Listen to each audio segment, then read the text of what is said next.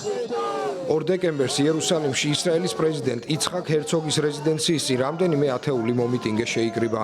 მათი მოთხოვნაა პრეზიდენტმა არ შეიწყალოს ქვეყნის პრემიერ-მინისტრი ბენიამინ ნეთანიაჰუ. ხანგრძლივი სასამართლო პროცესის დასასრულებლად ნეთანიაჰუმ პრეზიდენტ შეწყალების თხოვნით მიმართა, რომ გათავისუფლდეს კორუფციასთან დაკავშირებული ბრალდებებისგან. ისრაელის პრემიერის მოთხოვნამ მაშინვე გამოიწვია ოპონენტების კრიტიკა.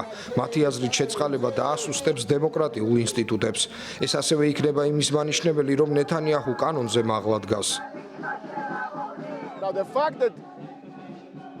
პრეზიდენტი ჰერცოგი მზადაა განიხილოს ეს გარიგება, რომელიც ფარდის მიღმა დაიდო. ეს საშინელებაა და უნდა შევაჩეროთ. ხალხი აქციებს გამართავს.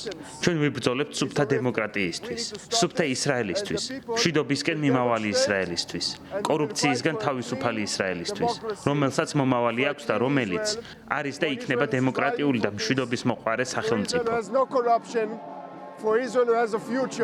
2 დეკემბერს გამართულ საპროტესტო აქციაზე თავდაცვის ყოფილმა მინისტრმა მოშე იალონმა იქ შეკრებილ საზოგადოებას განუცხადა, რომ ნეთანიაჰუ ისრაელის სახელმწიფოს ანადგურებს. ჩვენ ვცდილობთ დავეხმაროთ ჰერცოგს გადაწყვეტილების მიღებაში, იგი არ უნდა შეიწყალოს. შეწყალება მხოლოდ მაშინ შეიძლება, როდესაც ბრალდებული აღიარებს, რომ დამნაშავეა. ამის გარეშე შეუძლებელია მსგავსი რამ მოხდეს.